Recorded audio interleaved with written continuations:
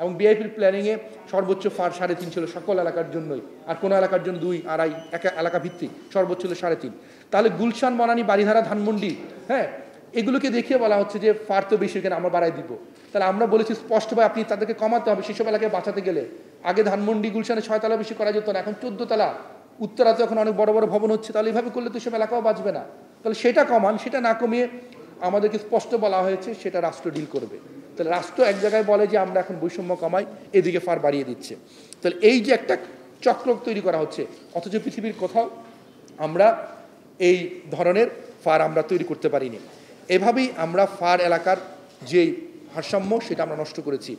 এবং এটা করতে গিয়ে যেটা আবাসিক এলাকার প্ল্যানিংয়ে, যেটার হাইট জোনিংয়ের যে প্ল্যানটা ছিল, বলেছি যে আগে হাইট জোনিং ছিল যতই ফার থাকুক সর্বোচ্চ সীমা, উচ্চতা সর্বোচ্চ সীমা সেটাকে নির্ধারণ করে দিতে হবে। উপদেষ্টা পরিষদ নীতিগতভাবে একমত হয়েছিল যে আমরা এলাকাভিত্তিক উচ্চতা নির্দিষ্ট সীমা করে দিব, কিন্তু সেটার বাস্তবায়ন যে আমরা অনুমোদনকৃত যে ড্যাপের আমরা দেখছি সেখানে উচ্চতার সীমার কোনো প্রতিফলন নাই।